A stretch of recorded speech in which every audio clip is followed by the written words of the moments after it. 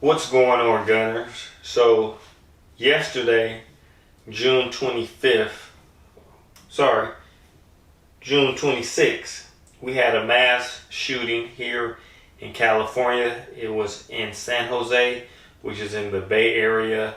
I'm in Southern California, Los Angeles County area. But it was reported that there were 8 dead, 9 including the guy who committed the mass shooting. So today I just want to talk about how they say they put these laws in place because guns are killing people. And then you have the other people that say guns don't kill people, people kill people. But it's a person that's behind the gun that killed the people. So it's both. Guns do kill people. It's the cause of their death. But it's the initial person that pulls the trigger that eliminates the life or ends someone's life. A lot of things that I hear when they have reports on mass shootings is the part where they say in recent reports show that authorities was called on this person because they were doing something. They were in a mental state where they needed authorities to show up to handle it. Now, I'll say authorities, we're going to say police officers. So when you call 911 or whoever calls 911 and you say there's somebody acting weird or they having a mental breakdown or something like that, they call police officers out. They don't call psychiatrists out to evaluate the person or try to talk to the person. I'm saying this to say when the police or authorities show up, to my knowledge, I don't know how it really works, but this is the impression I get. Police officers show up and they say, okay, John, what's going on? Are you okay? Are you having a bad day? Can we help? Or anything like that. Now, if the police officer feels that that particular person isn't a threat to himself or anybody else, that's it. The call is over with. Okay, go in the house. The neighbors called. We don't want you to frighten them. We don't want them to be under concerns of harm or anything. Whereas when they receive calls like that, they need someone that is skilled, has practice, have the knowledge and the know-how to talk to someone that's in a mental state. This way they can actually give a quick evaluation if this person should be admitted to a hospital to be observed. Do we need to do a follow-up to make sure this person won't do anything later on? A lot of times I just think that the police show up, they get out their car, see what's going on. I don't think they're trained really to evaluate people like that. You know, that's why we have people who are trained to talk to people that maybe want to commit suicide, want to bring harm to themselves and to others. Now, I'm saying this because the article I read about the armed man in San Jose was that he had a record of domestic violence, sexual assault, and studies show from what I read that a lot of mass shooters start off with domestic violence. So by them already having a report of him committing domestic violence, he should be flagged somewhere, somehow. The type of weapons he had were semi-automatic pistols. The article said he had 3.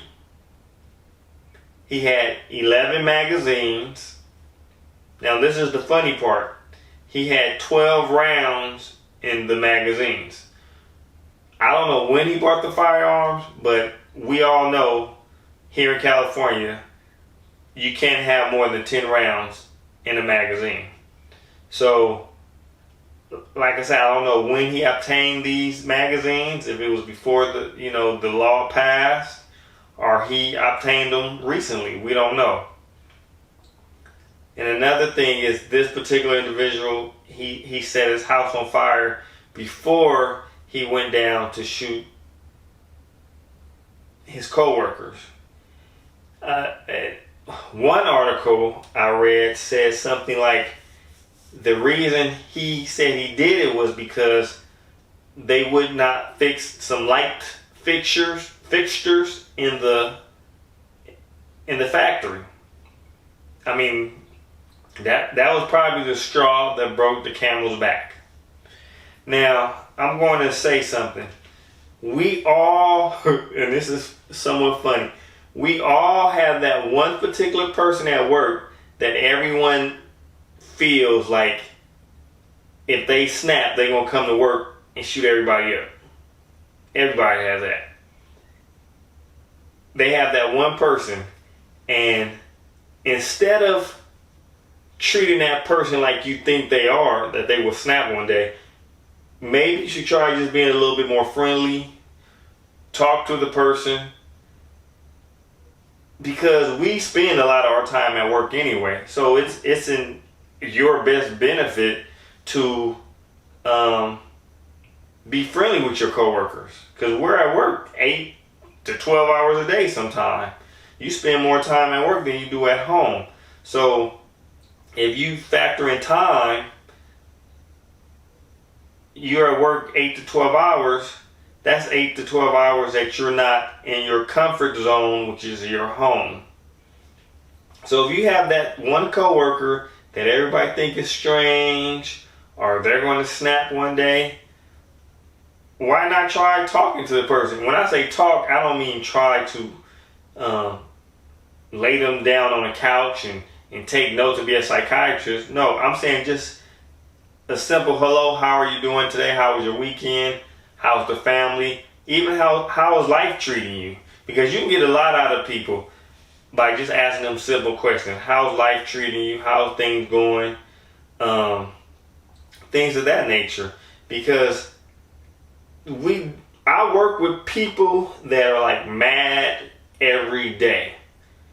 And I don't know what they're mad about. I don't know if they're just grumpy people and don't like to work. Because we have those people that I have coworkers I know they don't like they just don't like to work. That's it. They're just lazy and they're upset they have to come to work. So that's, you have those people. You have the people that are grumpy from the time you start to about 11 o'clock. Because some people aren't morning people. I know those certain people. But you also have those people that they just seem like they're upset all the time. And I'm like, it has to be something in their life that's good. It has to be. You just can't be mad 24/7. So that's why when I see those people, I give them a smile and, hey, how you doing? Just so they at least feel like, okay, well, at least one person for that split second smiled, spoke to me, and asked me how I was doing. And doing that 5 times a week, that can boost somebody's morale. That can make them feel like they're somebody. But I'm just, the mass shootings, like I said, a lot of times they blame it on the firearm, guns. I want to blame it on people that have I don't want to blame it because they have they're in a mental state or mental, I don't even want to say handicap, but they have mental issues going on, and society doesn't know how to deal with it. And once we learn how to deal with it, I think it'll help.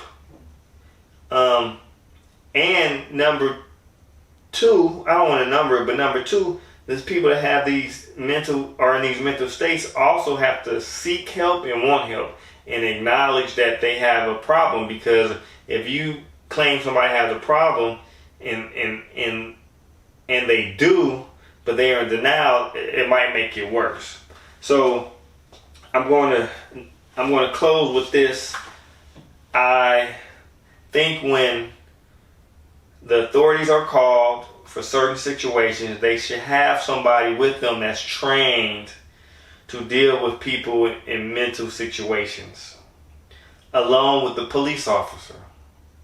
I think the police officer should be there for force, and the trained psychiatrist should be there for the mental part, because a lot of time things escalate, and by saying certain things or wording things in a certain way, you can put water on that flame. And then you need the police officer just to clean up the ashes, just clean up the mess from the water and the fire. That's it. And I don't know what it takes for that. They talk about defunding the police, and I'm starting to understand more what defunding police means. So that they want to take funds from the police department and put it in other things like education for schools, better playgrounds, community service, community centers, things like that, parks, things of that nature. But they need to also put that money towards people who have mental problems or issues. And I don't want to even butcher her name, so it's a professional tennis player. She's in a match tomorrow, I believe, and she said that she won't go to the press conference beforehand because it stresses her out mentally the way they come at her. She said that every time a reporter asks her a question, she really has to take a deep breath because she's afraid of how they're going to come at her. By her not showing up for the conference, they said that they're going to fine her $20,000 each time she doesn't report and show up. And she said something that was profound. She said, fine, do what you have to do, but with that $20,000, put it towards a mental crisis hotline, rehabilitation. Put it towards rehabilitation. With that $20,000, put it towards something that's helpful for society. Because when I say I meaning her, she's saying I have an issue. So put it toward mental illness. This $20,000 you're going to find me, put it towards mental illness. I don't care if I never show up to another conference again. If I know that $20,000 is going towards mental illness, I'm fine with that. So for her to recognize that, maybe because she has a mental illness as far as social anxiety or people bashing her or whatever the case may be, she's acknowledging that. And that's the number one step, is that people acknowledge it. So, my channel is The Beginner Gunner, so I'm going to talk about all things guns, all things firearms, and mass shootings will be one of them. I won't talk about every mass shooting, but I will talk about mass shootings when I have something that sparks my interest. Like, I really felt, once I read the article and I came across how this person had a history of violence already. How did he obtain these firearms? How did he obtain the illegal magazines? Things of that nature. Now, I can go on and on. I feel if you have a history of violence, domestic violence, sexual assault, I'm not saying you're not able to purchase a firearm, but maybe they should limit it to one. I don't want to deny anybody the right to own a firearm, because because you have a history of domestic violence, sexual assault does not mean that you're going to cause or go out and mass shoot people. But just statistics show that a lot of people that are engaged in mass shootings fall under that category. So I don't want to deny anyone of a firearm. I feel if you committed violent crimes, maybe, but limit to like one firearm. Because everybody needs self-defense from something. So, you guys tell me what you think. Think I'm right, think I'm wrong. Put some comments down below so we can have some open conversation, friendly conversation about this. Don't forget, we're all gunners, whether you're a beginner gunner, intermediate gunner, pro, or advanced gunner. We're all gunners. And thank you for the people, my new subscribers. Thanks a lot. And if this is your first time, go ahead and hit the subscribe button. It helps me out because I'm not selling any merch or anything yet. So the more subscribers I get, the closer I can get to being able to purchase products. So I can do some reviews and give you my thoughts on certain things. So thanks for watching this video. I'll see you guys later.